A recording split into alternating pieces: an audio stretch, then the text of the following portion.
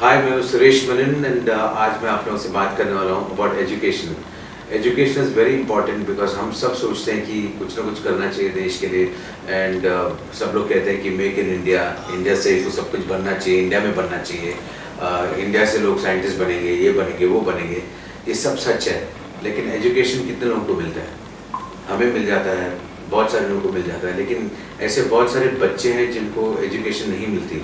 इनको ज़बरदस्ती रोड पे भेजा जाता है for begging purposes, for lot of other things that they not suppose to do. और मुझे लगता है कि गवर्नमेंट को एक चीज़ तो करनी चाहिए कि education should be free for all children. ए बी, जितने भी हो सके लोगों को इकट्ठा होकर इन बच्चों को पढ़ाने की पूरी कोशिश करनी चाहिए। स्पेशली इतने सारे NGOs हैं हमारे देश में, हमारे सिटीज़ में, सबको कुछ ना कुछ करना चाहिए, बच्चों को पढ़ाना चाहिए। बेसिकली पढ़ाने से क्या होगा, बच्चे सीखेंगे, सीखने से क्या होगा, बच्चे रास्ते पर नहीं रहना चाहेंगे, रास्ते पर नहीं रहेंगे तो लोग काम करेंगे, काम करेंगे तो लोग देश के लिए कुछ करेंगे, देश के लिए कुछ करेंगे तो देश में प्रगति होगी बहुत जल्दी, much sooner than what we think it can happen a country. मैं ऑलवेज ये कहता आया हूँ बहुत सालों से इनफैक्ट कि education is something that should be made free for all. और जब तक ये नहीं होगी, जब तक हम हमारे बच्चों को नहीं पढ़ाएंगे, हमारे बच्चों ने, खुद के बच्चे ने, उनको ही पढ़ाना चाहिए भाई साहब, लेकिन especially the underprivileged children who cannot afford education, whose parents do not let them study due to various economical reasons and other reasons also, उन सबको पढ़ाने के लिए कुछ हमें स्पेशल करनी चाहिए, सुविधा करनी चाहिए।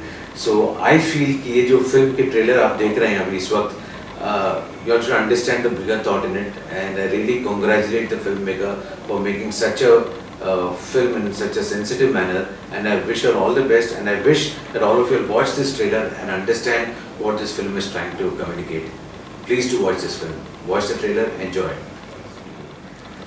Yes, I am going to be talking here about education in slums and for the poor kids.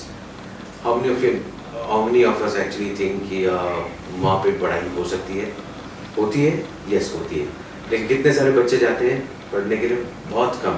Because जैसे कि मैंने देखा है कि बहुत सारे लोग अपनी इकोनॉमिक बैकग्राउंड की वजह से पेरेंट्स वगैरह उनको काम पे लगा देते हैं, विच by the way is illegal in India.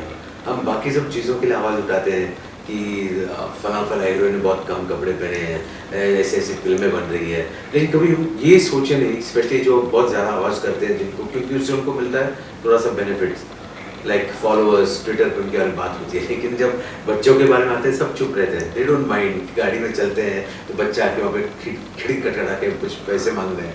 पैसे किसके हाथ में आते हैं? If the child is getting the money, मैं तो रोज़ उनको पैसे दूँ, लेकिन ना, आप ऑब्जर्व कीजिए, कहीं बाहर दूर ऐसे देखेंगे तो वहाँ पे 2-3 लोग खड़े रहते हैं, उनको जाकर उनको देना पड़ता है, and people know about this but nobody is bothered. Same kids, if supposing we can provide them with education, slums में जाओ, जहाँ पर भी जाके वहाँ पे पढ़ाई का हम फैसिलिटी दे सकते हैं, where they can study, they will learn, they will do lot of things and they will in fact become scientist, mathematicians, cricketers, you never know, कुछ भी कर सकते हैं। With education a person can do anything. So why not encourage the children of India who is the future of India? And children, ये इसका ये मतलब नहीं only the privilege children, even the under privilege children, why not? There is lot of talent in a country.